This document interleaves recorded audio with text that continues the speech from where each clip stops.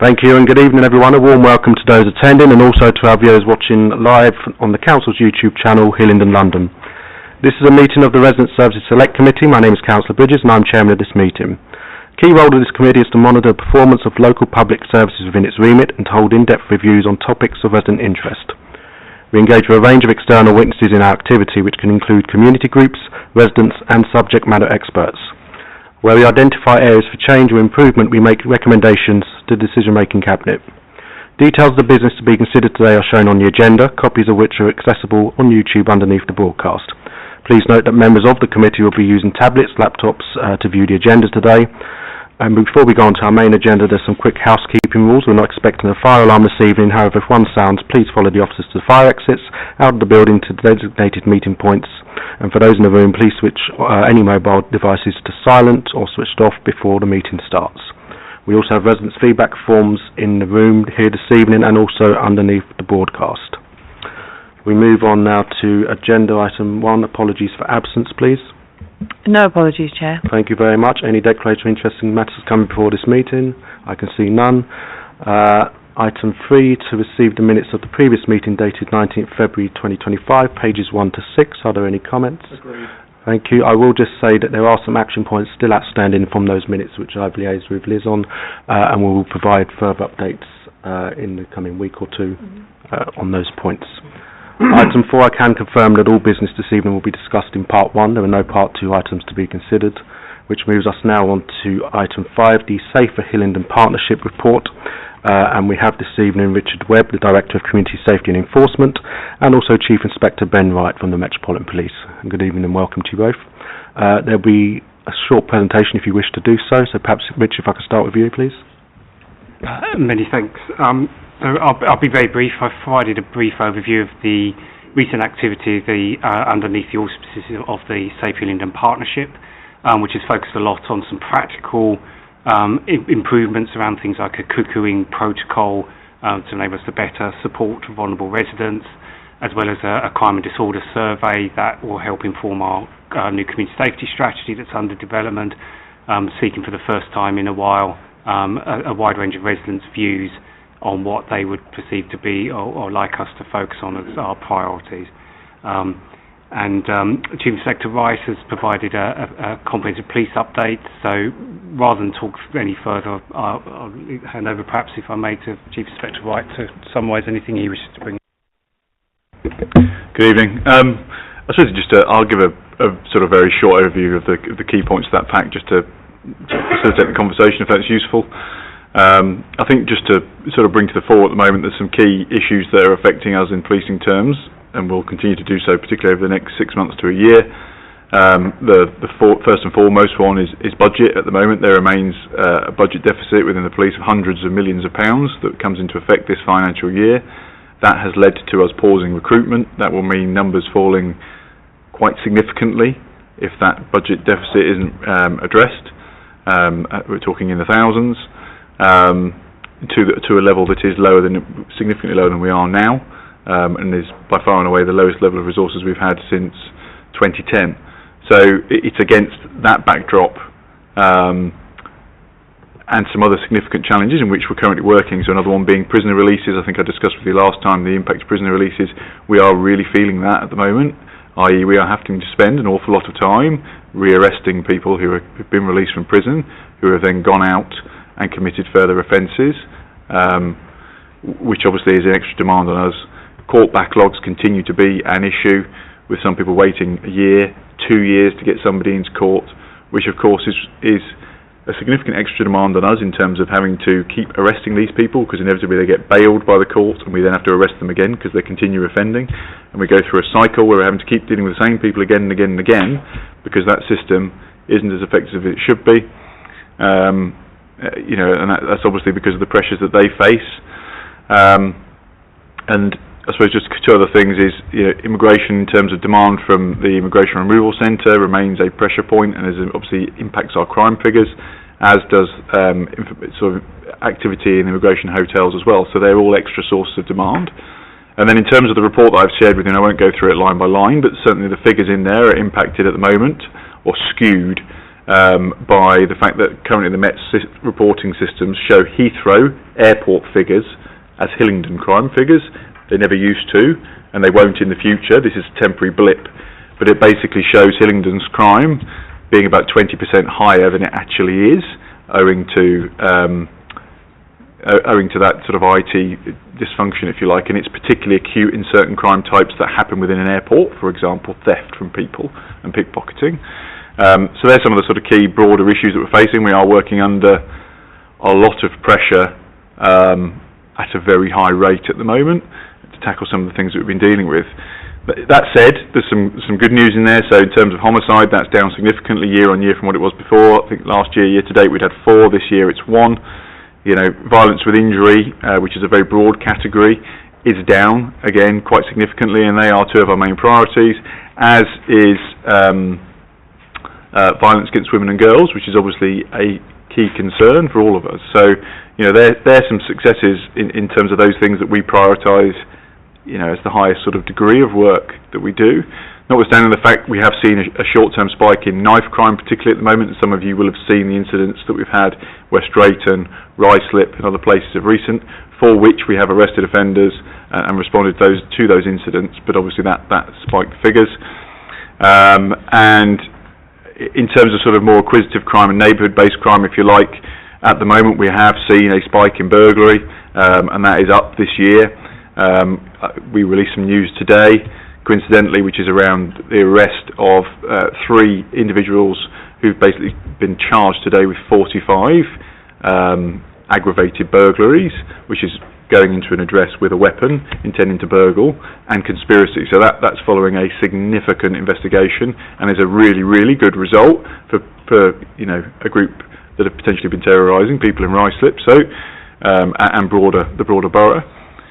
Theft from motor vehicle is reduced. We've done a lot of work around people breaking into vans, particularly stealing tools. That's still an issue for us, but they're significantly reduced from where it was before. It's about half of what it was last year, which is a massive reduction from around 300 a month to about 150, and not all of those are theft of tools. A lot of those are other categories of offence.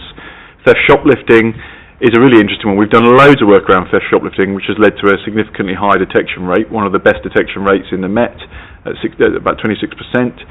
That is driving, I believe, an increase in reporting to us as people are confident actually that the police are taking action around those offences. We know there's significant under-reporting in shoplifting anyway, so you know, that variance, I think, broadly speaking, you've got to look at that as a positive thing, because it's that increased kind of desire to work with us on that issue.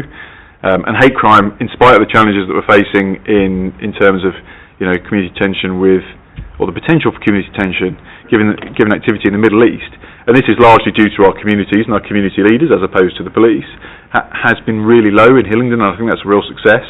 And that is, you know, religious leaders coming together from different faiths and working with us as well to keep things calm and be mindful. So, yeah, that's a very quick overview. I'll just touch quickly on robbery and theft person. So that's the thing that is the offence type that is highest in terms of the increase in Hillingdon at the moment.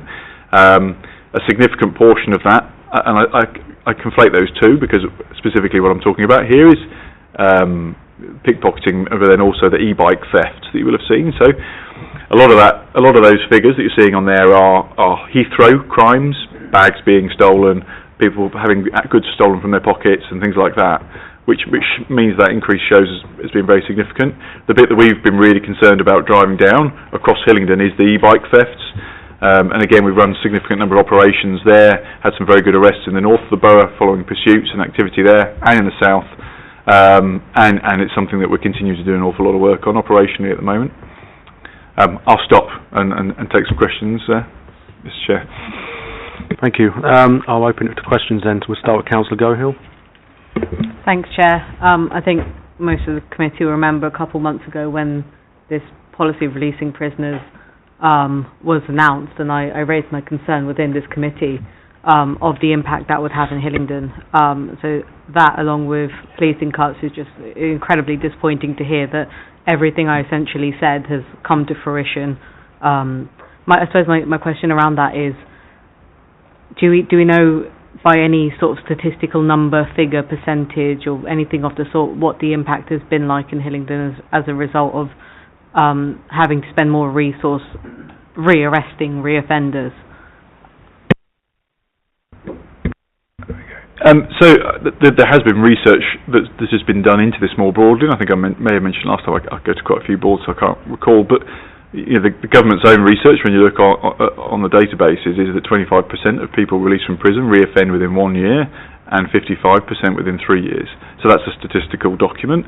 Anecdotally, I sit every morning and read every single crime that occurs in Hillingdon, and, yes, absolutely, there are people who are out there who have been released from prison, some of them on licence, some of them maybe not, and essentially they are, they're reoffending, and some of them are, and the range of crimes is varied, but it isn't just people being released from prison, it is people being released on bail from court, and then being on bail from court for a long time, awaiting a court date, and not perhaps believing that there is going to be a sanction for their actions and therefore reoffending whilst on bail, which means we're churning through the same people a lot. We're having to work a lot, and the teams are working so hard, and it's so difficult to keep motivated against that, in that difficult set of circumstances, and they keep going and they keep delivering. So, there are lots of positive stories in there, and lots of really good individual work, but you're right that,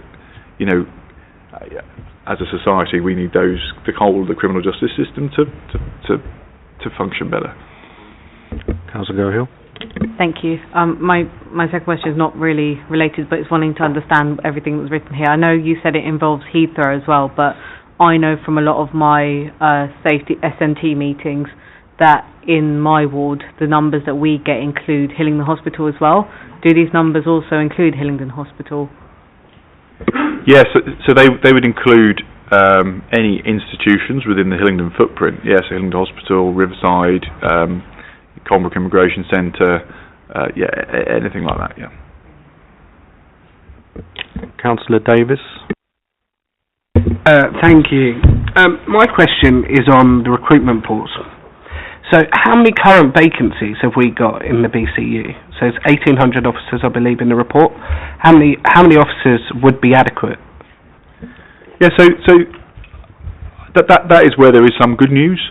So the Commissioner has and Management Board at large have worked incredibly hard to make sure that, as a priority when we're looking at our resourcing picture, it's the frontline BCUs and boroughs such as Hillingdon that are getting the lion's share of the resourcing, and vacancies are being held elsewhere. So the resourcing picture for our borough and our BCU is very, very healthy. There is a churn, there always is, say 5%, but we aren't holding a significant number of vacancies in this BCU. And Hillingdon Borough, when you look particularly at the neighbourhood officers, which I would sit over, or the response teams, they're full. Okay. But the question is, and Baroness Casey highlighted this in her report. Yes, you're at full, but the Met itself should be about 9,000 officers stronger than the budgeted target.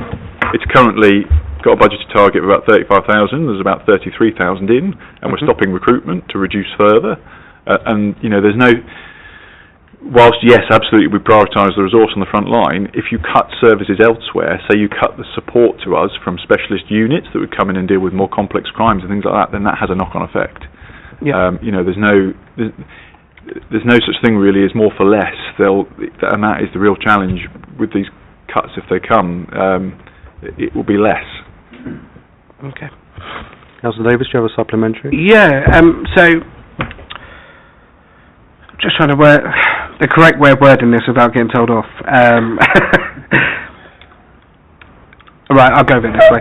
So, out of them 1,800 officers we've got, how many of them are we expecting to lose over the next 12 to 18 months? Because I would, in most, if we've stopped recruiting, I know for a fact I lost a very good ward officer due to ill health, and he's had to take early retirement. His role's not going to be replaced, I would assume. Are we replacing the gaps when they're filled? So in 18 months' time, we could lose 200 officers in Hillingdon through retirement, through sickness, injury on job. Are them roles going to be replaced? Yeah, no, I understand your question. Just to be clear, the 1,800 is for Ealing, Hounslow and Hillingdon. Yep. They're sort of divided up and there's a sort of sharing of resources. we aren't looking from a sort of succession point of view at having some massive gap in resourcing on the borough, and borough resourcing will be prioritised. That said, with this big budget gap, there is a tough choices programme that is being prepared and coming. Yeah. I don't yet know what that looks like, but if there is a huge budget deficit, I can't tell you right now what that outcome will be. All I can say is that they will seek to prioritise what we currently value and use here. But it's something, I can hopefully give you an update on come the second, or the next Resident Services Select Committee with a bit more kind of detail and scrutiny. From my point of view, just to give you some assurance, filling those DWO roles, making sure those response teams are full and able to,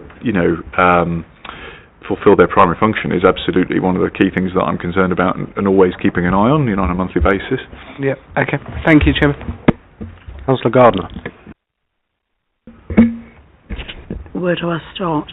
On the violence against women and girls, you say that the incidents have decreased.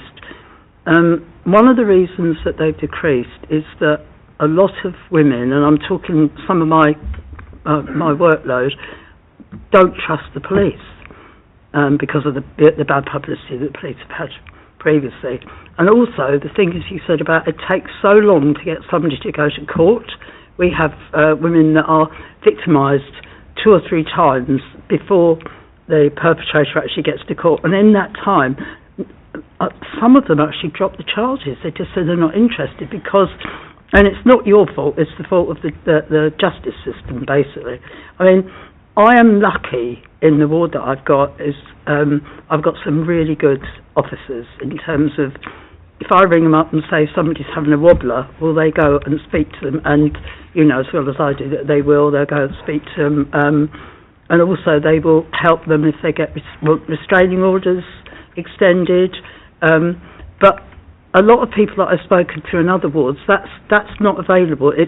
I'm lucky, probably because I'm a pain in the rear to our Safer Neighbourhood team, that they know what I'm obsessed with, and they find it necessary, I suppose, to placate me by delivering, basically. But what worries me is the fact that we still have got the residents are frightened of the police to some extent. But bearing in mind the different communities that I deal with as well, because some of them may come from countries where the police are actually the enemy. Yeah, if you get what I'm saying. But I just and also, again, I hate going on about this, it's visibility.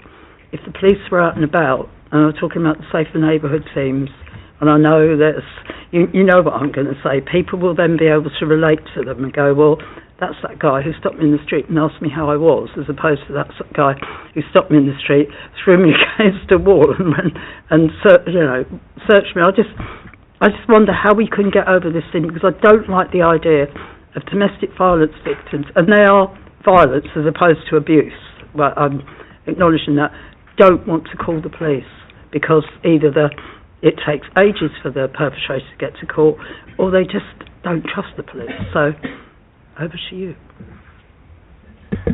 No, thank you, Councillor Gardner. Now, there's obviously a few bits in there. I think firstly I agree with your point. And I think people who are working really hard in the CPS and the prison service and everywhere else would agree with your point, and probation, who are all struggling under the weight of demand, that service really could do with some additional support so that they can deliver better services for victims. And waiting for a protracted period of time, if you are a victim of a rape, for example, is horrendous, and then having to relive that in a courtroom at a later date. That isn't something, as you know, that's something I influence, but I recognise and agree with what you're saying. I think just on the point of violence against women and girls, it's a very complex picture, and you are right that you have to interpret the figures carefully. And I think this is a really open and well talked about fact up to governmental level, which is we have got a real challenge across this country, and we mustn't get complacent, and we have to make sure that we drive that really hard. And it is our number one priority, as you know, and it is all our ward panel priorities, and we keep it there, and we keep responding. Now, I see some really good stuff in terms of, signs of confidence, which is lots of people now coming to us and reporting stuff that's happened in the past, a long time in the past, and I've certainly seen an uptick in that historical reporting, whereby people are feeling they're comfortable coming forward and reporting stuff that perhaps they haven't done for many years, which is really good, and is a sign of confidence. Equally, I think, when you're saying how do we sort of carry it forward and how do we continue to improve it, I think one, prioritising on public protection, the department that investigates domestic abuse, domestic violence, which we have done, making sure that is the main priority for resourcing on this BCU, which it is. Make sure that there's a better investigation quality, make sure there's better victim care, make sure there's better outcomes for victims, and we are seeing that significantly so across multiple different crime types. So we've got to keep building on that. There's more to do, but there's a lot of work going on in that space, and that is a positive. And I think, word of mouth is key, isn't it? If people get a good service, then that will pass on. We also do a lot of work in terms of engagement to outreach into communities, that may feel uncomfortable contacting the police. So whether that be, engaging with our religious institutions, who are absolutely fantastic at helping us with that and actually invite us in to speak to people and help break down those barriers and give support. I mean, you do it, Councillor Gardner, all the time when you're emailing me and trying to give us opportunities, and we seize upon them. So we need to keep doing that and do it as much as we can. Going on to your point about visibility, the people that we have are as visible as they can be, and that's the challenge. My team, for example, down at Haystown, it's a very small team for a really complex area with lots of challenges, and they do an amazing job getting out there and confronting some really difficult things on a weekly basis. If you saw what I saw, so it's absolutely not the fault of the officers not being out and about. It's the number of officers per head of population being smaller than it was in 2010, and further decreasing. That's the challenge, and one we all need to be cognizant of ultimately. Because at the moment we're sort of just talking about how we shuffle the peas around the plate, and really we need more peas. That's what it comes down to. Councillor Gardner, do you wish to have a supplementary? Yeah, when your girls go around speaking to different communities, now I know you're doing some, is it possible to, when you're talking about violence against women and girls, that you emphasise that rape is a crime in this country?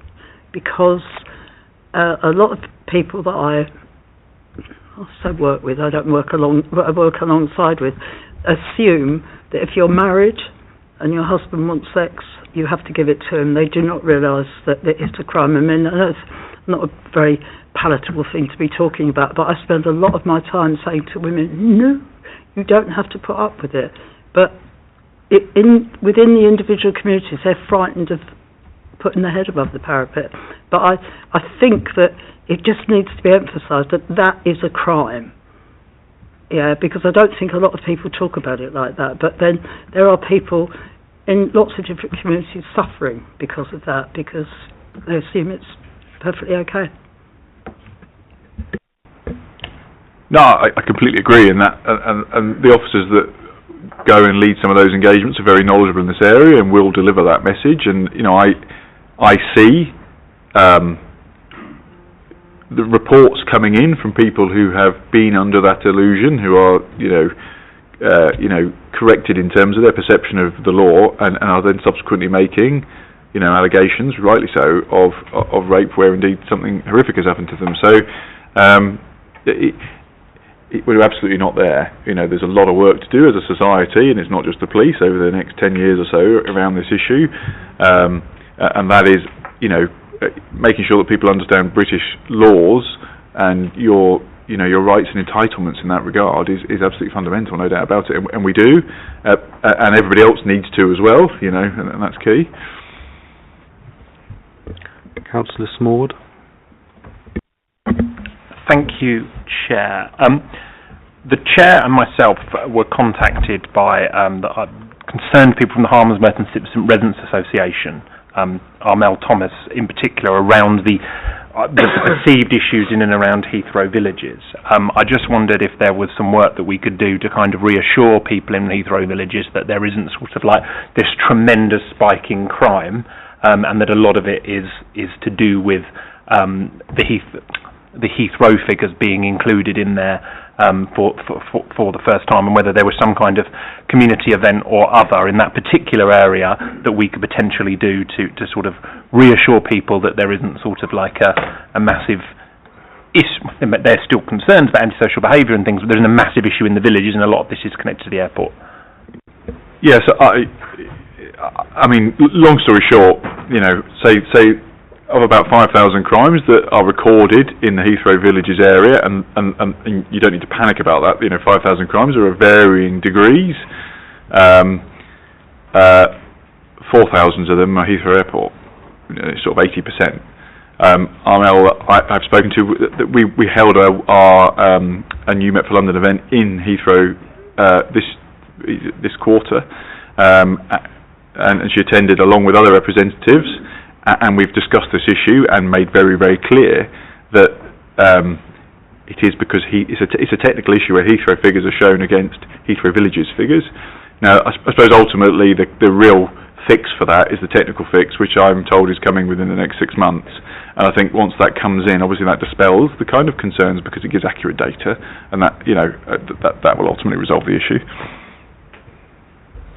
Councillor Small, just supplementary. Thank you, Chair. I'd just like to talk about ward panels, actually. I have the pleasure of being one of the council's representatives on the Hillingdon Safer Neighbourhood Board, which yourself and Superintendent Thackeray are always fantastic at. But I just wondered about how you feel is in general, how effective they are to you as the police. I believe they are there to help supplement and direct the work, not be moaning shots for people that, you know, want to have a night out and have a good old grumble about crime in the area. And that's not to belittle what having a grumble about crime does, but actually they need to be effective tools to be able to help you solve crime, rather than just people moaning about people standing outside McDonald's, for example. What can we do as a council to make sure that our ward panels are effective, so that your officers are spending their time effectively there, because when they're there, they're not spending time out on the beat, out on the street, solving crime. So I just wanted to understand how you think we could make them more effective up and down the borough. No, it's a really good point, and I mean, one of the things I've been chairing since I've been here, so for quite a while now, is a quarterly ward panel improvement group with the ward panel chairs. And we didn't have active ward panels across all of the wards in Hillingdon when I first turned up. We now do have active panels across all the wards. Not all of them are perfect. There's some really great chairs who are leading some really good work there to drive recruitment. There's some already very well established panels that are very diverse and very representative. And they are absolutely key for kind of, you know, bringing to life those really localised issues, and giving the dedicated ward officers that kind of additional focus, and it helps them understand how to spend their time. You know, equally, all feedback's a gift, isn't it? So, you know, it's a good opportunity to test their thinking and test how we're spending our time. And I think, you know, broadly speaking, our ward panels range from good to very good, but there's always room for improvement. I think some ward panels, going back to your point about the council, struggle with venues, because they're not supposed to be, for example, in a religious institution, and they're supposed to be non-secular, etc. And we had some issues with that, and we've overcome those. So I don't think there's an immediate need there, but certainly, and I would speak to Richard about this anyway if there was a need. And but yeah, in the future, if that were to arise as an issue, then absolutely. And I think another way, and again, I believe you do this in the same way that you do for the Safe Neighbour Board, but when there's recruitment drives, when there needs to be publicity for those boards, just continuing to support in terms of promoting their needs, whether it's advertising for members, etc. So, you know, I think one of the key things we've done around ward panels is really driving learning amongst the chairs, learning amongst the officers, and certainly new officers, around how to make that sort of time valuable and meaningful. You know, so I think that pretty much sums it up. No worries. Councillor Cole. Thank you, Chair. Thank you for your time and your report. Before I came for this meeting, I had a little conversation with the residents about the conversations we're going to have today. And one of the residents said about the stats, the reported crime overview, she says It does make me query the real statistics, bearing in mind the general public have lost all faith in police and in turn reporting crime. So what would you say to residents like her who do not think that this is representative enough of the data being reported because people do not have enough faith in police? This again, it's a really complex issue. This, and I, you know, when you say you don't have faith in the police, firstly, I think that means you don't have faith in the criminal justice system. The police are the face of the criminal justice system, but often the concern is the fact that maybe there hasn't been a harsh enough sentence. Maybe the fact is that people aren't getting to court quick enough. And actually, you know, when you are a victim of crime, the consequence for the perpetrator is nowhere near how you would like it to be.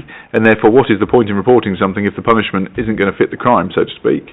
That, you know, I think, you know, that's a really key issue, and we need to make sure that sort of the public understand that is a much broader issue and it isn't something that is necessarily purely within the gift of the police to fix. But that said, I don't think that everybody in Hillingdon doesn't have confidence in the police. You know, we service so many calls to service every single year, and all they ever do is increase. You know, the demand coming into the police, the number of people phoning us, the number of crimes that are being reported, as you can see in those statistics, is increasing. You know, it is increasing for things like violence against women and girls. When you look at the trust and confidence in policing, and you look at particularly Hillingdon Police's trust and confidence, it is normally the first or the second highest in the Met, and it sits at 76% at the moment.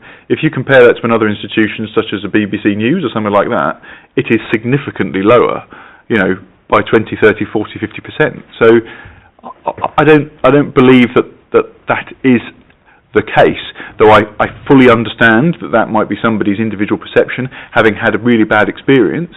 And, you know, I think the key thing is there are tons of people in Hillingdon in the police service who really care and really work hard and really want to do the best for you. You know, and for us it's a case of keeping on reaching out, and we've just got to keep doing the best that we can with what we have, recognising that there are real challenges. There are real challenges with resourcing versus demand, and we do have to prioritise. And it isn't always optimum. You know, that is the sad fact of the matter in some cases. It's a difficult circle to square. Councillor Corr, would you like a supplementary? Thank you. Thank you for your response. I'm sure she's watching, and she would make what you say and derive her own response to that. And if she would like to come back, she would let us know. In terms of the closure orders that we have for many areas, one of the residents came back to me to say that my fears are when the orders are over, the ASP will start all over again. What do we say to them? One of the places has got the order again. I think they received letters today saying that, you know, they have another 3 months to that. But what's the consequence? And for normal people to understand, what do these closure order mean? What is the duration like? And what is the cost to the council for this as well? Thank you. Thank you, certainly. So overwhelmingly so far, the feedback we've had about the closure orders is positive, that they made a difference. And that's very much down to credit to the police as well for attending, supporting them, dealing with people who are breaching the closure orders. They are of 3 months duration. We can apply to extend them, which is what we did with the ones that your residents were notified about this week. I think it was last week we got the extensions. The difficulty is it's been a long-standing problem, as we know, and it occurs pretty much every winter for many years.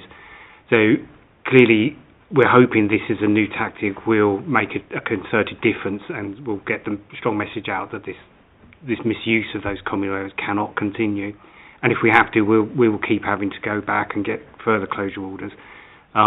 Because practical changes like trying to secure the doors to prevent people coming in, they've been tried before and it hasn't worked.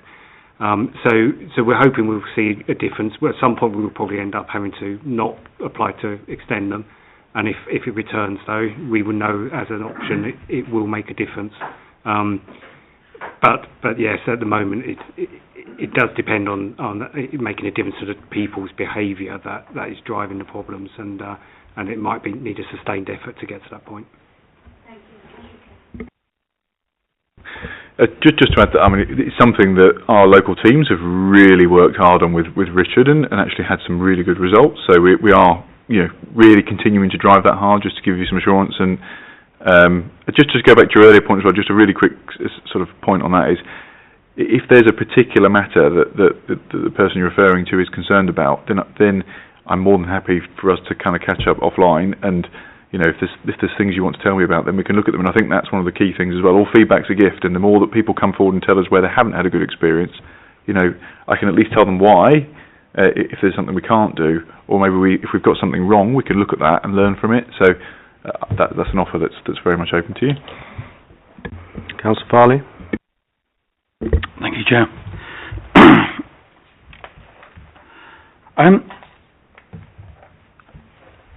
Chief Inspector, I'd like to know about the community monitoring groups, a bit more information about those. It's listed in the report that's on page 20.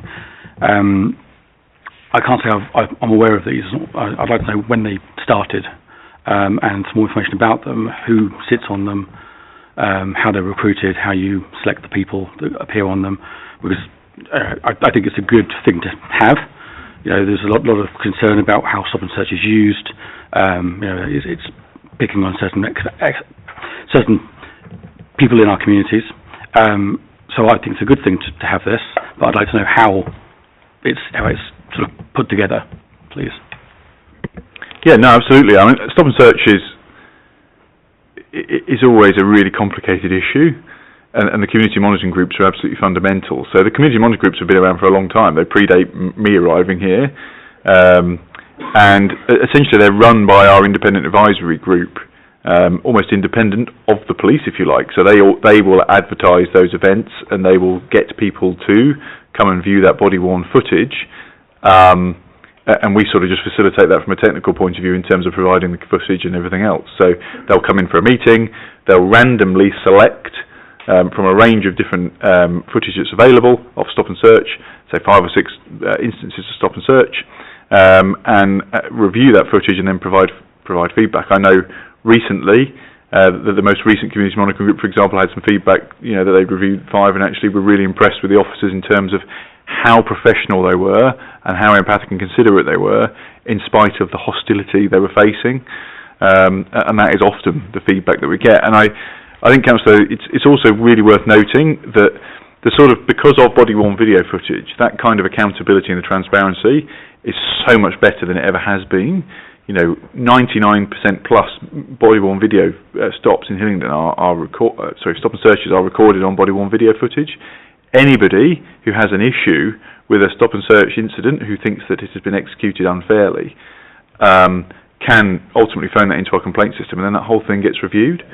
Now, the stop and search charter has just been released, and I think, just to speak to your point there as well, a couple of the key things that they're looking to bring in to sort of further give confidence to the community is that when such a complaint is made about stop and search, at present, it's an officer who reviews that footage and makes a decision around whether or not that proceeds to a complaint investigation or not. And the idea is that actually members of the public will be involved in those decisions moving forward to give that real sort of sense of transparency. And I think that's key. And there's going to be quite a bit more sort of public engagement in terms of educating youths around the kind of what to expect, what does good stop and search look like, what are your rights and entitlements in respect to stop and search versus what are we entitled to do, and kind of just be better at communicating around it so people all understand it. So that was some of the key things that came out of the stop and search charter, and the other kind of really key bit of feedback, which I think we've probably all heard, is just how that encounter is managed. And there's a real need for additional training. Officers really appreciate more training in that, and that's something the Met's looking to increase and make regular.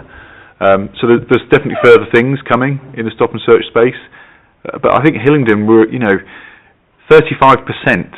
of the stop and searches that we do result in a positive outcome. Now, if you stop a group of 3 people because they've come out of a shop, you're told that one of th35% got something stolen on them, you search the 3 of them and one of them's got the goods.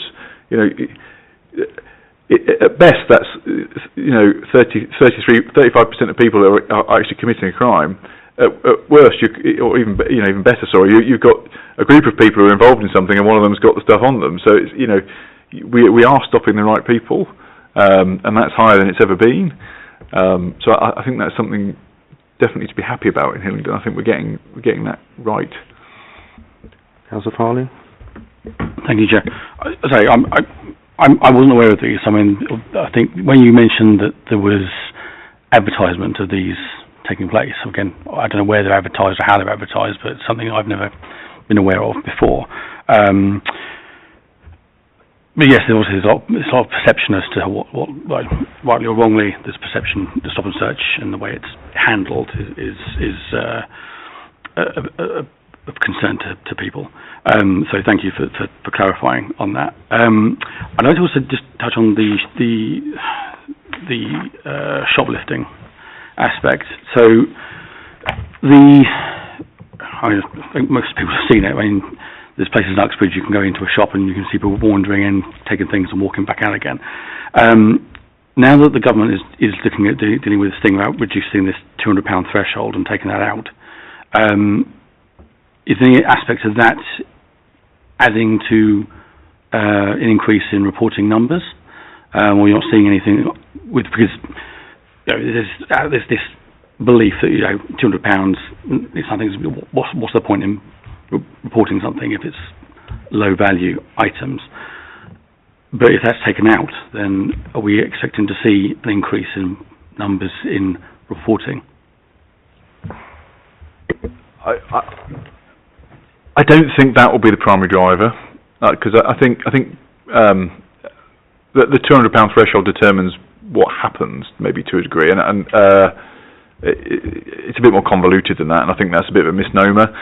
I think the key thing from a stop and search point of view is, there's the sort of evidential documents of that showing that it's significantly underreported across the UK. Sort of a year ago or so, the Met wasn't attending calls of shoplifting. We'd got into a place where many stores had kind of written off the cost of goods being stolen, and just factoring that loss into their bottom line, which also serves to exacerbate this problem. And now, as a collective, over the course of the last year, there's been a bit of a volte-face where, yes, we're absolutely attending those, certainly where shoplifters are detained, certainly where there's violence, and we are 100% following up on investigations and reports into us. And I know we're doing an awful lot. There's more to do. We're doing an awful lot around shoplifting, as is reflected in that detection rate. One of the major challenges with shoplifting remains the sanction, i.e., what is the consequence for people engaged in shoplifting when they go to a court, and how long does that take to come about? One thing we are using at Hillingdon to kind of really make sure we get the best outcome for shops is extensive use of criminal behaviour orders, which is we attach an application for repeat shoplifters that go to court, whereby they ultimately get a court order, if it is successful, for example, preventing them going back to stores that they have shoplifted from or they're banned from, or certain locations. There's certain criteria we can apply. In which case, if those conditions are breached again in the future, that is a breach of a court order, which is obviously then dealt with appropriately by those courts. So that's something we're having to use extensively to kind of help address that issue, and we're using it. We are using it well. And for example, the local bid team in Uxbridge are aware of those CBOs and help support the enforcement of them, and are very happy about them. I think all of that drives up the reporting. I think that's key. The more that we do this better, the better results that we deliver, the more people will come forwards, as is true across all crime types. I think just one last point on that. I suppose the other key thing about shoplifting is it is very much linked to the state of your economy, and that is also a factor. Thank you. We're now nearly 45 minutes into this item, so we will need to make a move on to the next item shortly. Each member has had the opportunity to ask a question and a supplementary. I have two further speakers, Councillor Gohill and Councillor Small. Is there anyone else wishing to ask a further question before I lock it off? Okay, Councillor Court and Councillor Davis, and then we'll move on to the next item. So we'll start with Councillor Gohill, please. Thank you, Chair. Question for you, Richard, if that's okay. I just wanted to get a bit more information about the Local Crime Prevention Fund grant. There's sort of three sentences next to each other, but they don't exactly kind of make sense. So it said the current grant ends in March 2025, but then it says MOPAC's confirmed that the grant funding will continue for the next at the current levels for the next 4 years. But then it says a bid for the funding has been submitted. So I was just hoping to get a bit more information about that. Has the current grant ended? I mean, we're halfway through March. And then I suppose the next bit of it is and again, I'm trying to decipher this, so correct me if I'm wrong. Does MOPAC confirm funding for basically all of London? Is that what you meant by that? And then I guess the last bit is the bid for funding. Has it been confirmed? If not, can we find out when it's been confirmed? And also if we can find out what other boroughs are getting as well from their local crime prevention fund grant, and see how Hillingdon fares amongst them. Thank you. Yes, and apologies. The report isn't clear. So the current grant ran from 2023 up till the end of March 2025. It could have ended there, but the Mayor decided to continue to provide local authorities with funding through the Local Crime Prevention Fund. So a new round is issued just around Christmas time, where effectively it's not a very clear process, but a certain amount of funds were allocated to each borough, but you have to set forward what you're going to use those funds for against their criteria. And so that's effectively a bid, and then over a period of time they give feedback and they agree the different elements that make up your bid. So the allocations to each borough have remained exactly the same as they were in previous years. I don't know what other boroughs get, but Hillingdon's allocation has remained the same. Criteria have changed. We're having feedback coming through now, and virtually all of it, I think in fact probably all of it, has been agreed now. The last one came back today. But it is in chunks, so it's not one acceptance, and then we end up having to sign a grant agreement. So yes, I can ask if we can find out what other boroughs get, but we don't automatically get that information.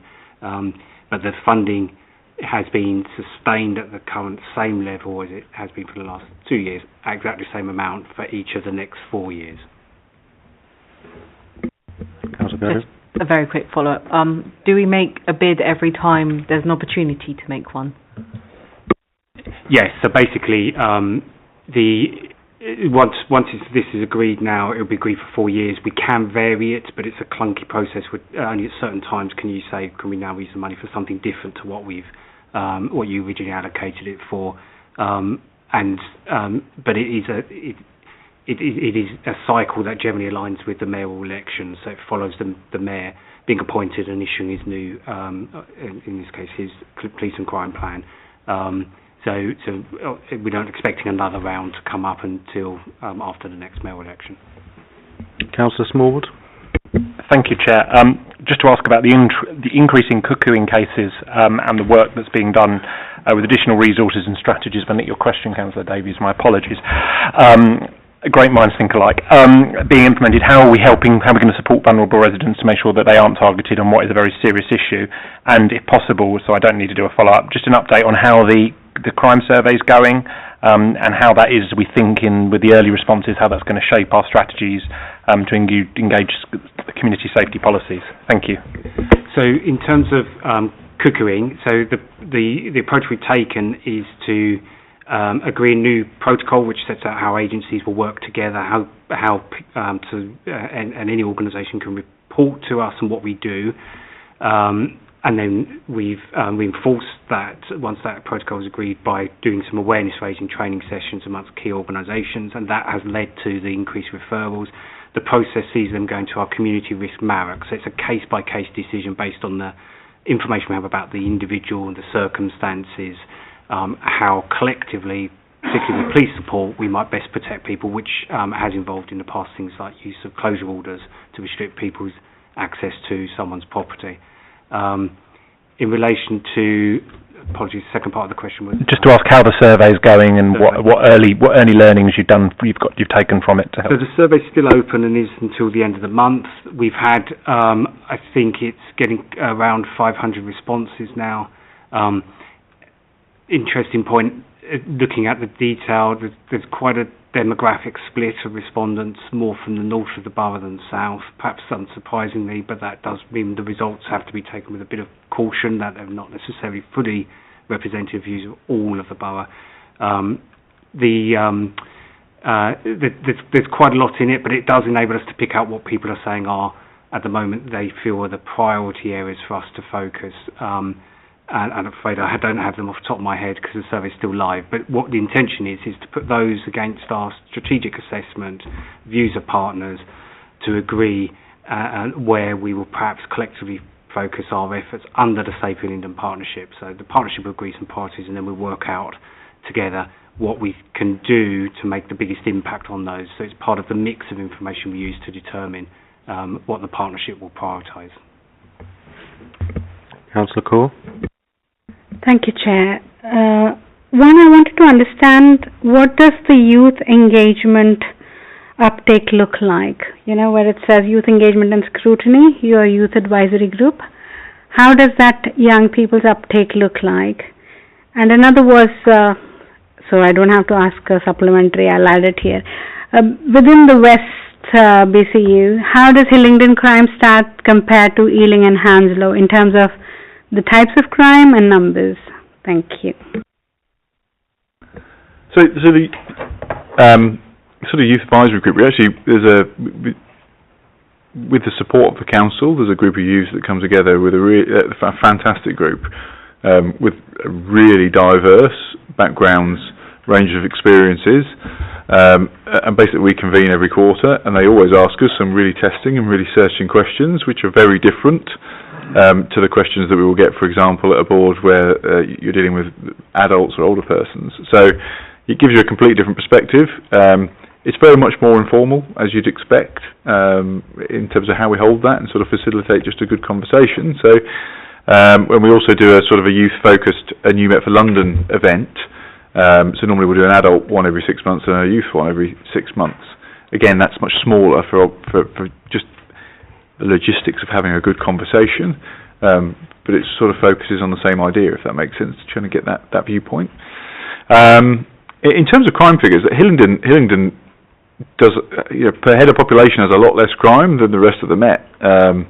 In terms of how do we fluctuate with Ealing and Hounslow, there's obviously a bit more of an interrelationship there, because we cross borders, and when something happens in Ealing, or policing activity maybe happens in Ealing, it might drift across into Hillingdon. So it's quite a difficult question to answer, but as a broad rule of thumb, we fare better.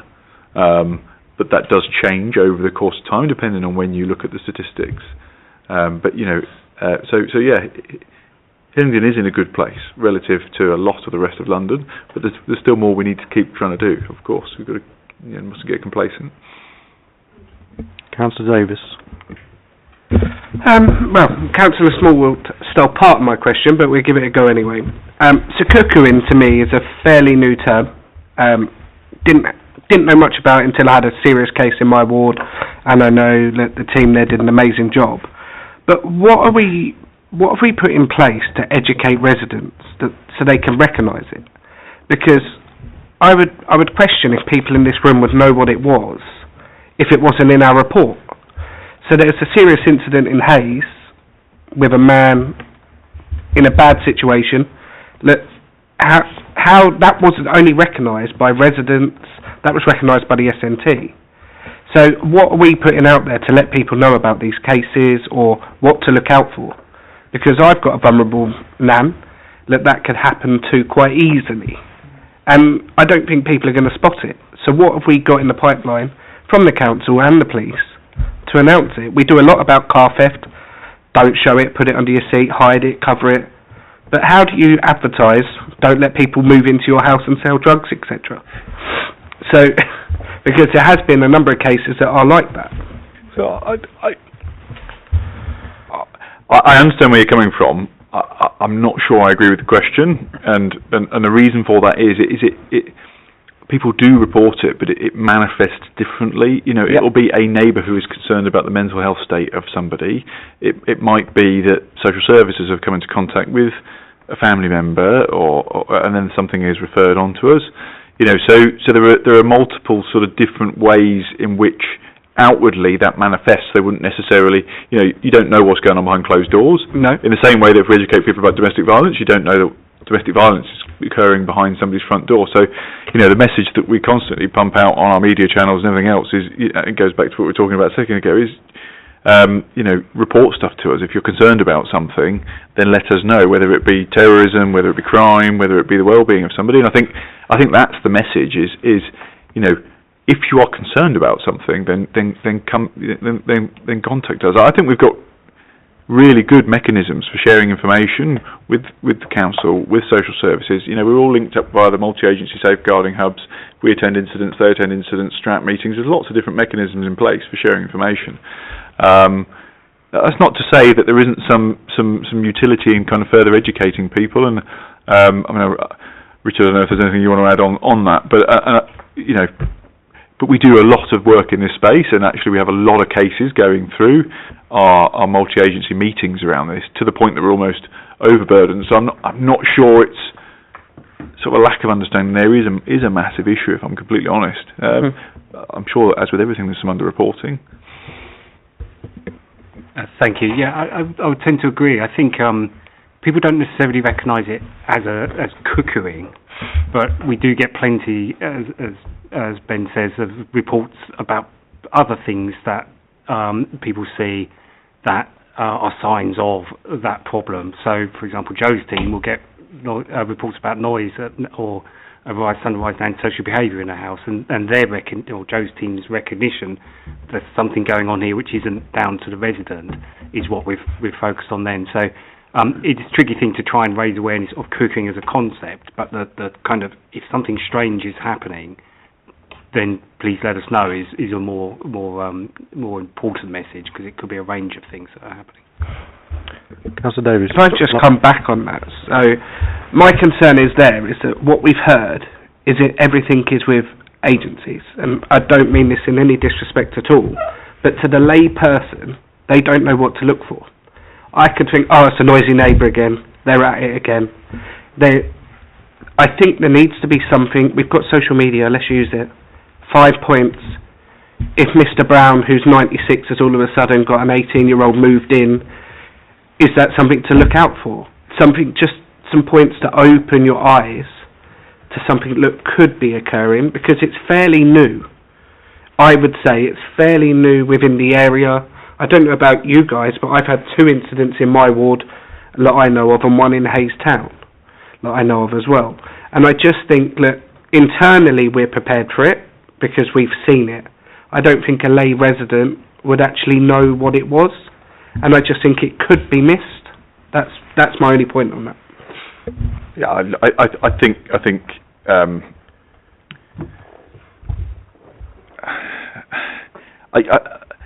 it's for example, I think probably the main way this manifests is in antisocial behaviour. Okay. Which people are well aware of and report to us really readily. If a unpleasant group of individuals is taking over a venue and using it for drugs, selling drugs, involved in stolen property, using it as a house for part, whatever it is, that manifests itself really quite clearly and quite obviously. I don't think there's any harm in us kind of just certainly once we talking about the sort of broader strategy piece and maybe doing some awareness as part of that, as sort of a light touch. But I suppose I'm trying to assure you really that I don't think that is a massive issue, on the basis that I think, sadly, it is such a horrible thing that it just comes to light, because it's not something that is quietly done, generally speaking, in the background. It manifests itself, is what I'd say. But it doesn't. Yeah, Richard, I don't know if you want to jump in. No, thank you. Cheers, Chairman. Thank you, and thank you, Chief Inspector and Richard, for your attendance this evening. I think the answers have been very informative to all members and their questions. So we're now going to move on to the next item, but again, thank you for your attendance, and you're free to leave if you wish to do so. Thank you. Okay, item 6 is the Community Payback Scheme, pages 27 to 38. and we welcome Joanne with us this evening. I understand the external witness is not with you this evening yet, so on that basis I will not take a presentation, we'll go straight to questions. Okay? Starting with Councillor Smallwood. Thank you, Chair. Just a simple question. All of the projects that are listed seem to be in the south of the borough. Are we going to do any payback schemes in the north of the borough? Thank you. Yes, absolutely.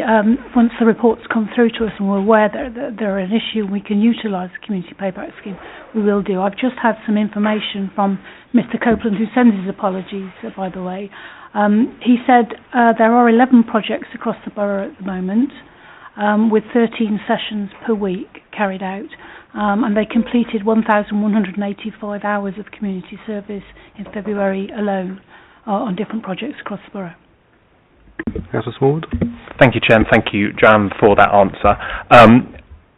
How can councillors feed in some ideas about things that people that are taking part in these community payback schemes? For example, I've got some lovely bridges in Ruislip that could do with a lovely lick of paint. I've been bugging Councillor Lavery to get them painted. Is there a possibility that councillors could have an input into some of the projects in appropriate places with appropriate projects that could take place? Absolutely, both councillors and residents can report centrally. There's on the government website, if you have community projects that you wish to nominate, they go straight through to the probation service, and obviously they will look at it, review it and assess it. But also, if you report it through to us, specifically through to the Street Scene Enforcement team, we will engage with the Community Payback scheme and arrange for that to be completed. Councillor Davis. Thank you. Can you let me know how many people have participated in this so far? I couldn't see the numbers in there. So, in the report, how many people are, how many people are part of the payback scheme, we'll call them? It's difficult for me to give those figures because obviously I'm not from the probation service, but what they have said to me is that on each project they send out a maximum of 5 people who are obviously paying back to the community with a supervisor on site for each project, and then they will do repeat projects. So if it's an issue where there's a problem that's been going on for some time, they will arrange litter picking every week or clearance every week, and that will be, they will go out and risk assess what is needed, and we will go from there. Perfect, thank you. No supplementary. Councillor Gohill. Thank you. I tried to find the answer for this online, but I couldn't, so I hope you don't mind me asking you. Does the probation scheme cover canals as well? Not in the water canals, but the canals, the footpaths and stuff along there as well? Yes, certainly we can do that, but we would need to engage with the Canals and Rivers Trust to say, obviously, this is an issue, because I know that we have done things with them previously. As long as we engage with them and let them know that that's what's going to happen, no problem at all. Great. And I do have supplementary. I think Mr Copeland might have been a better person to answer this, but I'll ask you anyway. I appreciate if you won't have an answer. Do we have any figures or data as to rehabilitation rates for those who engage in this scheme? So are they less likely to? Are they more likely to? Do we have a number or a percentage of those who do then go ahead and reoffend after? Unfortunately, I don't have that information, but that is something obviously I can go back to probation service and obviously share with the chair in the committee. Thank you. We'll note that as an action point. So go, Richard. Thank you. I can't answer that question directly. We can obviously ask probation, but of course it's important to bear in mind the mechanism is that the court's sentencing someone to do a community penalty, and the probation would obviously be able to say how many people actually do the hours, because there's a time limit in which they're supposed to do the hours. But of course subsequently, and this goes back to one of the questions we asked earlier, that person won't be under probation supervision after they've finished. So then you're looking at how many of those people reoffend, and it goes into that question, how many people reoffend after serving their first sentence. But probation supervision only covers certain kinds of offences and when people are sentenced over certain custody limits. So most people doing community punishments, once they've done their hours, will not be seen by probation anymore. So they may not have that direct information. Councillor Gardner. Yeah, some of the things that I mean, this is obviously started up again because we did have it before, and there was, I don't know how many years we didn't have it for. Graffiti removal, street clean-ups and improvements to park and community facilities are things that I would have thought we have staff that do, and it says quite clearly not to take paid work away from others. But there are lots of, on the page 29, talking about private and unregistered alleyways. They would be a good thing because we often get complaints about those, and all we can say, sorry, it's private land.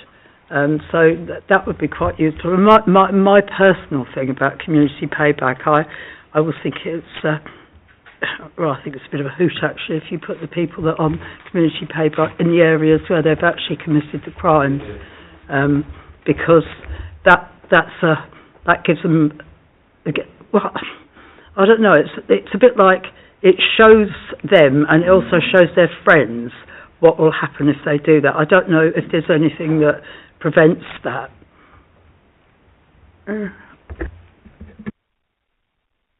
Thank you, Councillor. That's obviously something I kind of say would have to come from the probation service, but I can certainly ask the question for you. In terms of the private alleyways and unregistered alleyways where there are no owners, there's certainly sites that we are looking at the moment and utilising the community payback scheme where we can. Councillor Garner, do you have a follow-up? No? Okay. Councillor Farley? Thank you, Chair. I've got a couple of questions that sort of follow on from things that we've been spoken about, but I'd like to know, this has been reinitialised April 24, page 28. I went out with the community payback team in August 2019 and did some work with them cleaning up an alleyway along the Uxbridge Road. I engaged with the council with that, and the council arranged it. So why now, as has been said, we as councillors would have to go to the government? So why was that changed, or what is, again, we're sort of highlighting something. Why should we as councillors then have to go through this route rather than council making that request for us? Thanks, Councillor. No, you don't. You can come straight to us if you wish to. But I was thinking in terms of the wider project. So there's a community project that you wish to nominate. You can do that through the government website. But if you wish to report it to us directly, and then we will engage with the community payback scheme, we can do that as well. Thank you for clarifying that. So could I also understand? So this did stop when we had COVID, understandable, but this is 2024. It's restarted again. Why did it take so long to come back to be being used by the council? Obviously, I've not been in this post more than 12, 18 months. We were approached by the probation service saying this is available to you. I know that it's something to be promoted by the government in terms of paying back to the community.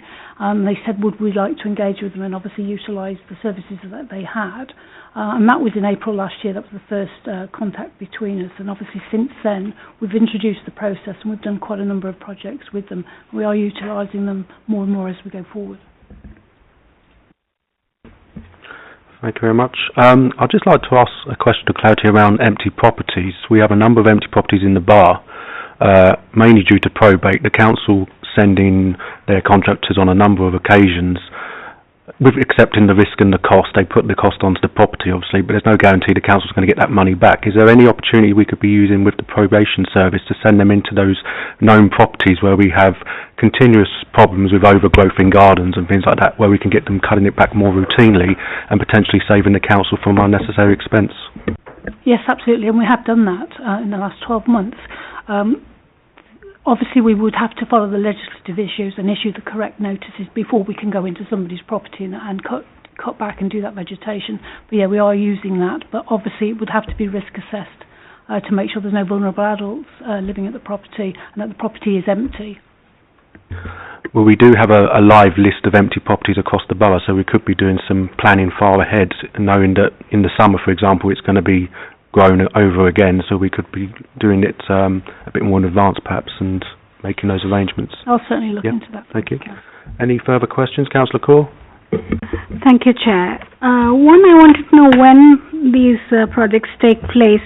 Have you had any instances of residents raising any concerns? Do the residents know that these are the people on probation working around them? Have you had any concerns, and what happens when these concerns are raised with you? The concerns would first and foremost be raised with the probation service. We've not had any reports from residents about concerns of this. Obviously, it's clear when you have 5 workers being supervised or they've got high visibility vests on that they're possibly from community payback scheme, but we haven't had any adverse reports on this so far. Councillor Cole? Thank you, Chair. And because they are into projects where if council were to put their own people would be a cost to it. So do you know how much savings are we making from this, or how worthwhile is it? To be honest with you, Council, I couldn't say at the moment because it's relatively new. It's something we would have to review in probably 12 months' time to see how cost effective that was for the Council. Thank you. And Councillor Smallwood? Thank you, Chair. Joanne's done a fantastic job in answering some questions, but many of them I think would have been better directed at Mr Copeland. I'm sure Liz, as ever, is taking some very extensive minutes. Could we extract from those minutes the questions that would have been directed to Mr Copeland and ask him to write to us so they can be included as an addendum to the minutes when we receive them for the next meeting? Thank you, Chair. Thank you. That is indeed standard practice that the action points are noted in the minutes and we follow up outside the meeting and, of course, during the meetings themselves. Councillor Davis? Curveball as always from me. It most probably be better with Mr Copeland being here. Is there a way that we can, so we have the people here to do the community payback, do we offer any form of training, skill prevention, like our internal rehabilitation? Have we ever offered them a job after that they've done such a good job we give them a job? Is that something that we could do? I'm not aware that we can do that or have done it. Obviously, it's a relatively new project that's been going for 12 months. Okay. No. Any further questions before we move on? No. I've got one further question, actually, because I remember the previous probation scheme. It used to originate from Harrow, I believe, and I think the reason why it stopped was because of the transportation issues between Harrow and us. Is that likely to reoccur in the future? Is there a risk that could happen? What's the setup at the moment? Is it more locally based? Where does it? It is more locally based, and we haven't encountered any problems with getting to and from Hillingdon. Thank you. That's reassuring. I think that's all the questions then, Joanne. Thank you very much for your attendance and answering the questions. It's been very informative. And if you wish to leave, you may do so. Okay. We move on now to our next item on the agenda, which is the Chrysalis Scheme, Hillingdon Council Chrysalis Scheme, pages 39 to 50.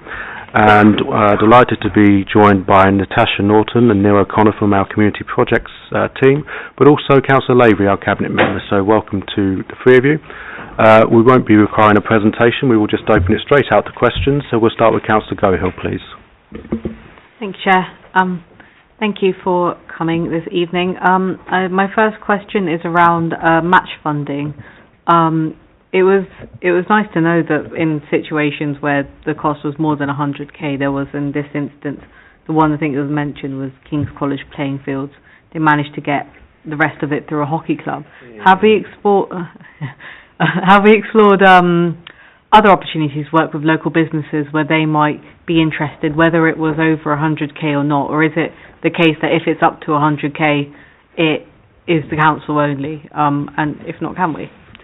Councillor Lavery? The onus would be, and one of the things I look at when I'm allocating projects, the onus is on those applying for the money to raise any additional funds that are required. It is not, and the team would not have the resources to be going out trying to find additional money, and that wouldn't be appropriate. But if the organisation involved, and it doesn't have to be, the 100,000 is the maximum we will put into a project, and I will always look favourably on people who've raised some of it themselves, because that indicates some commitment to a project. So yes, it's really down to whoever's raising it. The case of the one cited, That was a project that would have cost significantly more than 100,000. And in fact HS2 were persuaded to put up some of their community fund project, which is perfectly reasonable, but that work had to be done outside of the Chrysalis bid. So Natasha and Neil, did you wish to say anything before? No, I think Councillor Lavery has answered that. I saw you indicate originally, apologies. Councillor Garrell, would you have a follow-up? Yeah, my follow-up isn't related to that, unfortunately.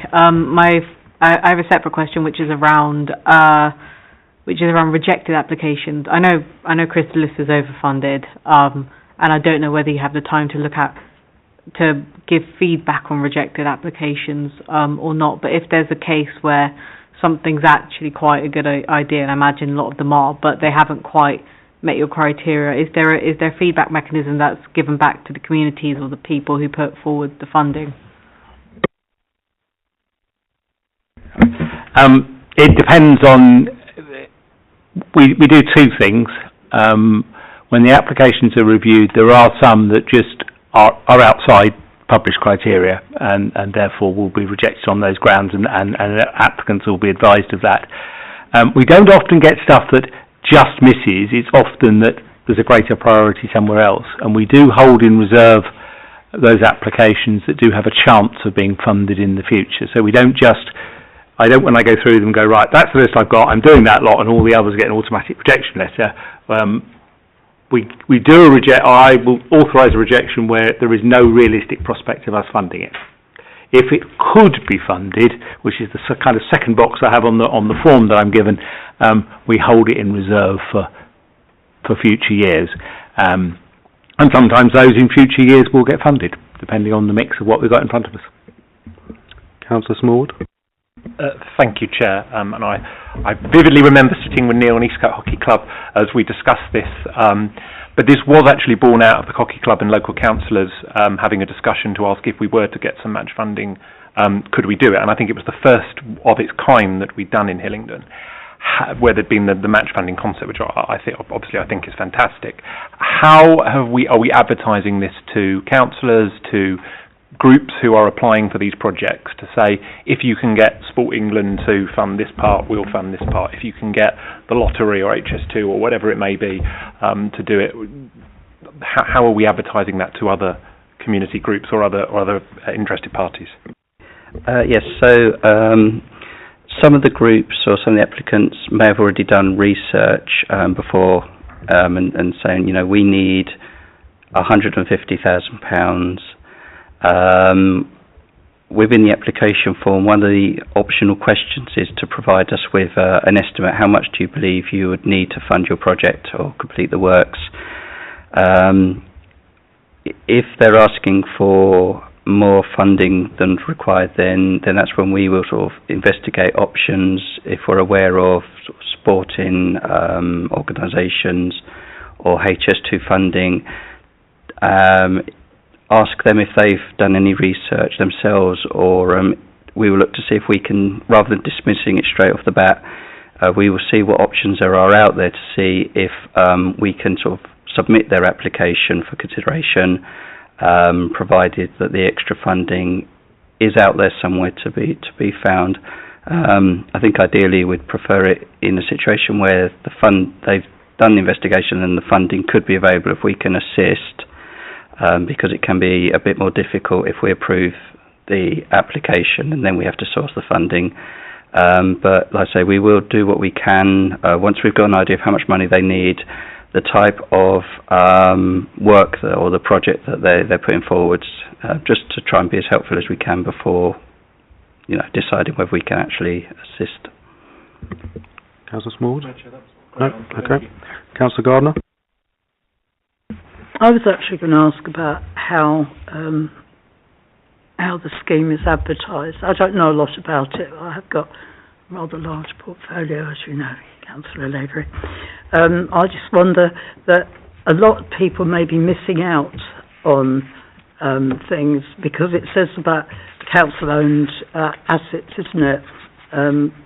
I don't know. I just wonder if we could advertise it properly. South of the borough would be quite good for, and also for include a lot of the community groups, because I don't think they realise what they can do. And also, as you know, we've got big businesses coming into Hayes, and so there could be money we could get match funding. I just wonder, I mean, I don't know, a full page in Hillingdon people without all the things that you've done previously, just saying what you can do. Over to you, Councillor Wayne. We do actually take quite regularly, and a number of the photographs that I may feature in on occasion. Yes, I know, I've seen them. Well, those are publicising Chrysalis projects. So we do publicise all the ones we do. We can always do more. We can always do more, and certainly that's an idea we'll take back as to how we might publicise it more greatly to other groups. But the word does get out there, and the projects are spread across the borough. So there is not a north-south divide on this. They are spread right across the borough. So people in all parts of the borough do manage to find out about it. But yeah, there's always more we can do, and more we can do to encourage people, both to showcase what has been achieved, but more importantly to advise those who might think, hang on, I've got something. I mean, a lot of community centres, for example, make use of it, because they're council-owned buildings. A lot of them will come to us for funds, so they certainly find it useful. Councillor Garner, do you wish to follow up? Yeah, if you would like to look into that, because not only are the community centres, there are also community groups that probably feel left out on, basically helping the borough and helping themselves. So it might be worthwhile. I don't know how you go about advertising it amongst the minority groups. I mean, a lot of them would be, I'm sure they'd have ideas that either could be accepted or rejected. Thank you. Hi, Councillor Gardner. Sorry, just to chime in. So, in the agenda that was sent around, Neil has provided some appendices with the articles in Hillingdon People. So there are quite a few in there, and we've provided the dates of when these were put out. So there has been quite a lot of Chrysalis in Hillingdon People. It is quite a popular thing that we advertise. So it is something that we obviously like to put out for everyone to be able to apply for. So if there is any ways that you would like us to approach any further, so we can obviously speak to communications and see how we can get that further out. But in Hillingdon People, I do believe we have covered it quite significantly in the last couple of years. I'll come back to you last, but Councillor Davis? Thank you. You two do an amazing job.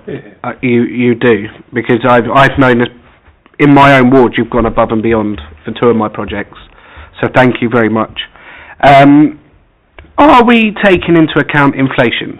So it's been 5,000 to 100k since the scheme first started in 2000, I believe it is. Are we looking now, projects are getting bigger, more expensive, materials are more, are we looking at increasing that? Not at this stage, because I haven't got any increase in budget, is the short answer, because the danger is if I put up the 100 on one project, the overall fund remains the same, and therefore I do less projects. We have had one or two recently where I've authorised exceptions where they've slipped marginally over the 100, but if we go significantly over, it means that I do that and I don't do others. No. So, like in anything, if there was extra available, I'd be delighted to have it, but I've got to work within the envelope that I've got. And yes, it is becoming more challenging for the team, particularly with building projects. But as I say, we are still managing to get them to work. Okay. Any follow-up? No supplementary on that. Thank you. Councillor Core? Thank you, Chair. I find the whole idea very interesting because council is looking after council properties through Chrysalis funds, and people get engaged because they get to have their say what they want to get done in all of this. I was just wondering if we have diversity of data on applicants, Because what I've seen from my experience is that the properties, that the council properties that are used by the communities or community groups are probably still not as diverse. So the people applying or using those community spaces, I don't know how diverse they have in terms of the reach, or so I'm not sure if I'm coming across. So the people who actually use community spaces, they could be diverse, but people who actually run probably are not as diverse. So I want to understand if there is a diversity data in terms of applicants that are applying for Chrysalis, and if they are those applications also available in other languages to help people if they want to apply for? I don't know they're available in other languages. Neil will correct me if I'm wrong. In terms of data, that's difficult because we've got the name of the organisation that applies and who applies on behalf of that organisation. We haven't got a whole spread of absolutely, everybody that's in it. What we do ask for is information, for example, on the number of people in the community who use it. And given that, as I say, this is spread right across the borough, we will therefore, by definition, be hitting most communities within the borough. And that's one of the things I look at when I see individual applications, is what is the usage of this building, what is the usage of this centre. Some applicants give quite a lot of information, to be fair, about their users, how many of them there are, what type of user they are, etc. Others don't give us a great deal. Sometimes that does not always favour their application, to be honest. So we don't sit there and try and collect it, but we do end up with some of that information by default. And as I say, the fact that we do make sure it goes right across the borough does mean we should be hitting most communities. I say not in every single year, but across a group of years. Councillor Cord, do you have a supplementary? No? Okay. Councillor Farley? Thank you, Chair. Thank you, Councillor Leary. Question I'd like to put to you, if I may. I'd like to know a bit more about what your criteria is.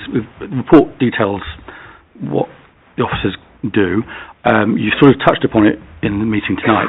I'd like to know what your criteria is, a bit more about how you go through the process of selecting projects to go forward. Thank you. I look each year, I look at all the applications that are in the folder, so I actually read them all first off. I then look at any that might carry particular offers of recommendations, particular offers of views, but I also look for a spread of projects across both the borough and the types of project we do. So we do, for example, we'll do work on council-owned buildings. They could be community buildings. There could be work to sports pitches. There could be work to paths or that sort of thing. So what I try and achieve is a spread both across the borough. That's North, Middle and South, so that we've got some activity everywhere. I also then try and do a spread of projects, so we're not doing all the same type of project, so that if your interest is in outdoor activities, you don't get left out because the only thing I do is community centres, or if you're a great user of community centres, you get left out because I spend it all on, new tennis courts or something.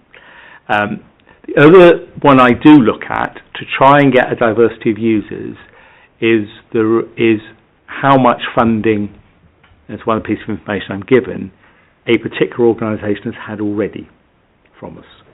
Because there are, as you might guess, there are some people who know about it, very good at getting applications in pretty regularly. So I will look and say, hang on, that organisation had quite a lot of money from us, and I will then look to fund other organisations who may not have had, or other community groups, other community centres, other community sports facilities, whatever they may be, who may not have had a lot of money from us.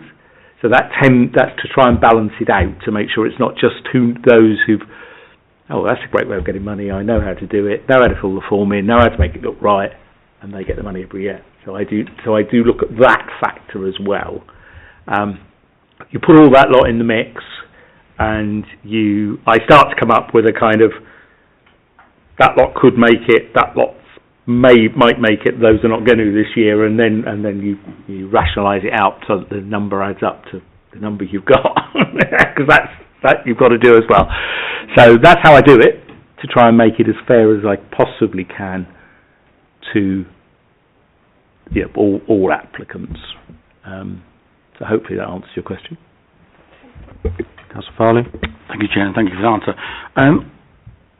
Given that these are council assets that the funding is for, and I guess it's sort of from the point of view of a community group or someone applies, how do they know how much money it is to fix said building or footpath or whatever it is, and ensuring that it meets the quality standards that are required, etc., etc. So how do those groups get that kind of information to put into an application? Thank you. Thank you. Yes. So on the application list I mentioned earlier, we do ask the applicant if they have an idea of how much they believe the project would cost, because sometimes they've gone out and they've gone and spoken to contractors and obtained quotes, and in those cases the information to us is excellent. We can then use that as a basis then to do our own research. But we try to make the application process as easy for the applicant as possible. For example, if you're a parent and you are looking to have a playground or an outdoor gym refurbished, we don't expect you to have that kind of information, how much it costs to refurbish a park. So from when we get the application through, that's where we will do the research. We will speak to colleagues in other departments. We will contact contractors, companies, ourselves, to get the quotes. That might, through doing that research, we might discover that unfortunately the project is far too expensive and therefore we can't carry on with it. It also allows us to provide an estimate to Councillor Avery as part of the report we provide to him, to select whether the project, you can consider a project. So I say we try and make it as simple as possible for the applicant by going out ourselves to source the figures to help us to create the report. Councillor Davis. Very quick one from me, Chairman. What's the lead time on an application? So I've seen it vary, and I know we're playing around with £1 million worth of investment, which is amazing. I just wondered how long. I'll help you a little. The applications are reviewed annually. It becomes my Christmas break reading normally. I get given the file just before Christmas. They wander up with it just before Christmas and expect it back in the new year. The decisions, once the council budget is confirmed, that confirms the money is going to be available. Yep. And then the money starts to be spent from April. Right. Projects will vary in length. Some are very quick to tee up and very quick to get released and done. The capital releases come to me in batches as they're ready. Others will need maybe additional work to firm up the numbers, additional quotes. The bigger projects tend to take longer, just by definition. Yep. Sometimes you have to order equipment, and again, there's a lead time for that. So it will vary, but it starts, every year we start from April. We pretty much, not 100%, but we aim to complete all projects within that financial year, and the team are pretty good at getting us to that point. Normally, there's a very specific reason why we haven't. It may not be public, but there will be a specific reason why it hasn't gone ahead in that year. But I get a tracker on a monthly basis that tells me where they all are, whether they're on schedule, and I say the vast majority are completed within the calendar year in which they're approved. Perfect. Or the financial year, in which they're approved. Can I just add that, just to give an example? So if it's a bowls club, for example, they may not want us carrying out, so if it's improvements to the green, they may not want us carrying out the works within the financial year because it's going to heavily impact their season. Therefore, once again, working with the applicant, we will then ask them when is the best time of year for the works to be carried out, and then that way we can achieve what we're after with the least amount of disruption on that group. Thank you. Could you just tell us a bit more about your dealings with other departments and other bodies? For example, you want to make that money stretch as far as possible, and it seems like there's a lot of areas in the borough where there's developments occurring. If you think there's a development happening, do you think it's probably best to reach out to them first for the 106 money or the GLA for a pot of money there to try and maybe match fund? What's the relationship there? Well, in clarity, S106 isn't a pot you can just dip into. S106 is negotiated by planners for a specific development for very specific purposes within that development. So if it's been negotiated by S106, it will be S106 that will be spent, and we wouldn't use Chrysalis funding to do that. So S106 is very kind of buttoned off, if you like. It has to be spent. You have to pretty well specify what you're going to spend it on, and it's generally very much in the absolute vicinity of the development itself. So that, but that would always be used first because that's always in the kitty already. But as I say, those projects are identified when the development is being put together. For example, if we a good example of that is Cranford Park in Hayes, where we've done an awful lot of work. Now that was funded by, or some of it was funded. We were lottery funded or heritage lottery funded, but the rest of the contributions to that came from some of the developments in Nestles Avenue, where there was also green space, for example. So, but that would always come first before we would consider a project under Chrysalis, because obviously that's money the council has got, and we will always use that first. Hopefully that answers that question. Thank you. Councillor Smallwood. Thank you, Chair. I think having listened to members' contributions this evening, I just wondered whether it would be useful to do a short briefing note to councillors, so they can be more actively involved in maybe incorporating community groups, understanding that they can do match funding, and if any member wants to chat to me about the East Coast Hockey Club experience, whilst we only had a very small part to play in that, it was a good collaboration between HS2, the council, the hockey club and councillors coming together. So I do think there's some potentially good stories out there where if we maybe gave councillors a short briefing that doesn't take up lots of officers' time, they could proactively go out and find projects in their communities. I'm happy to support that idea. I would be honest and say the involvement of councillors is variable. There are some who manage to get their communities to have projects in all the time, and there are others who maybe have not found it so often. So yeah, happy to, I'm sure the officers will work up something for me, and we're happy to put something out. It'll be fairly short and straightforward because it has to be in terms of good use of officer time, but happy to do that because I welcome applications. The more applications come in from the more different places, the better we spread the funding we've got. Thank you. I don't believe there's any further questions. Well, we'll finish then with Councillor Gardner and move on. Go ahead.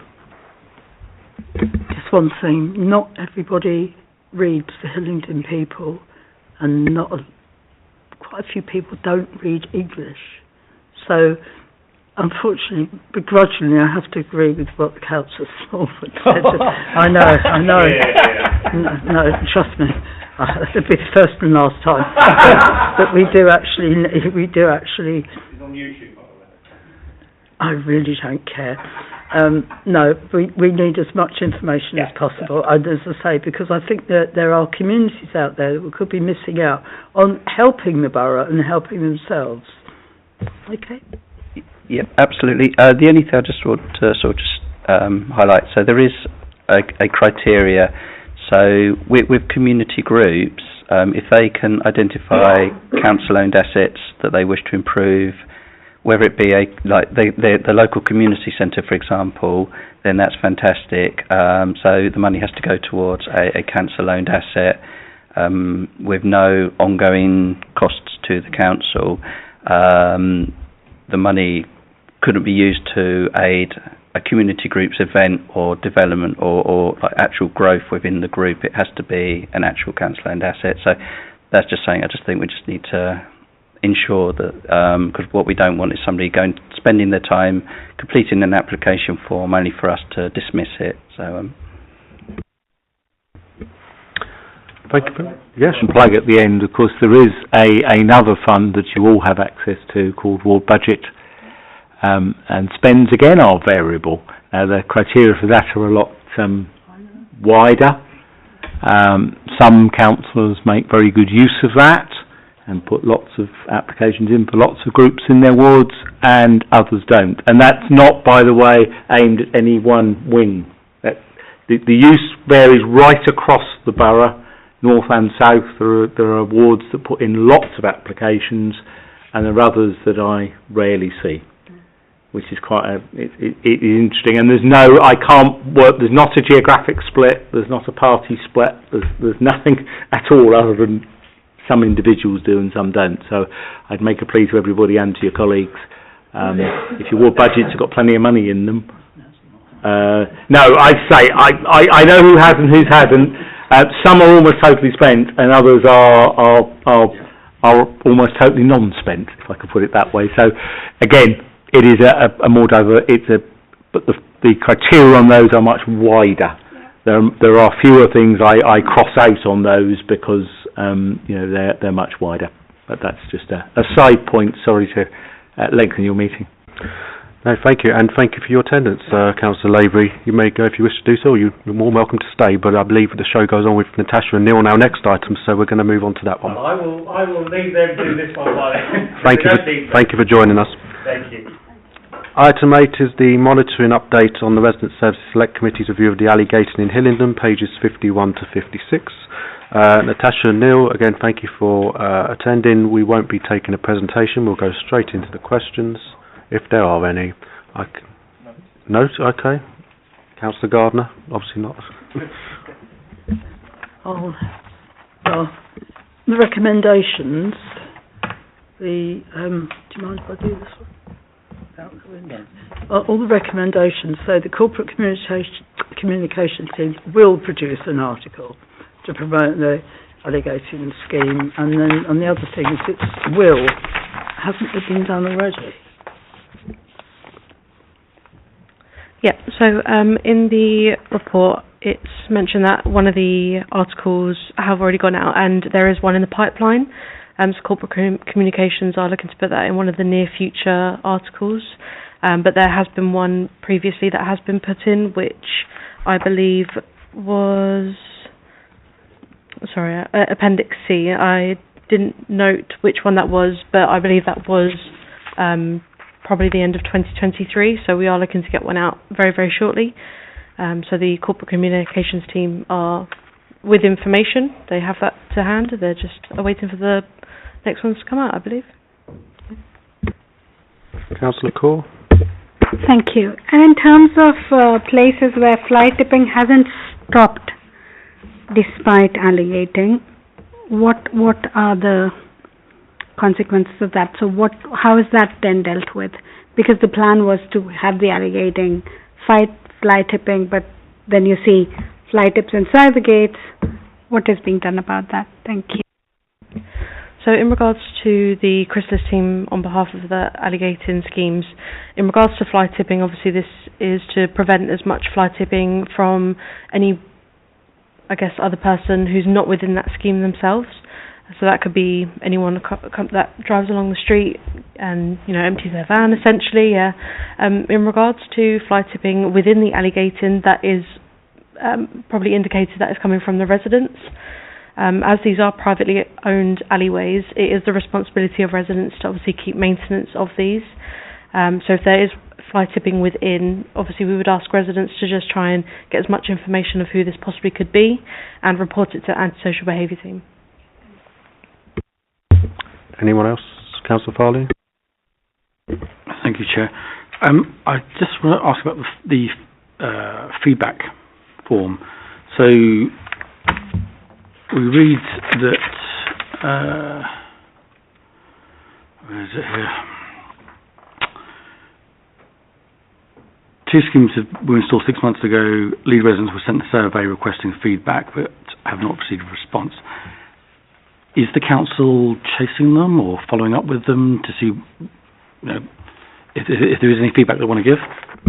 Yep, this is something that we can chase, but we do find with a lot of our schemes, once the gates have been installed, the residents are just happy to essentially go about their general day-to-day life. They don't necessarily provide feedback all the time. We do get ones that contact us directly and say, obviously, they've had improvements, but in regards to the survey, we could chase it. However, we do normally find that after they're installed, we don't hear back from residents, just in a generic kind of contact between us and residents of Hillingdon. The feedback form hopefully will give us opportunity in the future for some feedback, but as this is still quite new, we are just waiting for those schemes to kind of hit that 6-month or 12-week mark, and then fingers crossed we'll have some feedback from residents, but at the moment, unfortunately, we've been unsuccessful with the two. Just to further add to that, if we're not having much luck with the residents, could we potentially engage with the local SNT teams to say that the scheme's just gone in, you're doing visible patrols, obviously, as part of your routine job. Could we have your feedback on the success of it? Yep, thank you. So that is something that we can look into doing, and as part of 12-week schemes, we do have quite a close connection with SNT during the initial installation of the alley gates to get their feedback and support in regards to what type of antisocial behaviours that might incur. So we do have that close contact with them, and I'm sure they will be happy to provide feedback if they do have any themselves. Thank you, and also indeed the SNT also have an SNT panel which is made up of residents, so that could be another channel to explore perhaps. Councillor Farr, did you have a supplementary? No? Okay. In which case I think we're done. I can't see any other indications. Nope. Natasha, Neil, thank you very much for your attendance, and thank you for the update, and you may leave now if you wish to do so. Thank you. Thank you very much. Okay, next item is the forward plan. Is there any comments? I assume we're all happy to note. That's noted, and the last item on our agenda is the work programme, pages 67 to 70. Councillor Gohill? Just a comment, and I don't know if this is something that can be asked, but I'll ask it anyway. I noticed we've got the parking annual report coming up at the next meeting in April. Just wondering if we can get, if we could request specific information from the previous year as well, so we have something to compare it by. That would be useful, thank you. No issues with that, yeah. The only thing I'd like to update the committee on is that I have emailed senior officers in light of the recent budget to say that it's appropriate, I believe, that for this committee to receive more regular updates on the budget in terms of the expenses to ensure that the costs are under control. So as of next month, we will be amending the work programme to have a monthly report from senior officers on the cost savings, where they are in the progress of those efficiency savings. If they go over budget, then this will allow this committee to scrutinise it further in depth. I trust I have your support on that. Councillor Smallwood? Chair, just to echo that, and can we just assure that senior officers, whether that be Mr Kennedy or Mr Ennis or any other senior officer, are here to take the questions on that. I think it's important that they're the ones we're scrutinising and held accountable, and that we can monitor it throughout the months. Thank you. To reassure the members, that was my requirement in the request, that a senior officer must be present on these reports. Thank you, Chair. Okay. Anything else before we go? No. In which case, thank you everyone for your attendance. The meeting is now closed. I can't see the clock, but I think it's about 10 to, is it? Yep, 10 to 9. Thank you very much and have a good evening.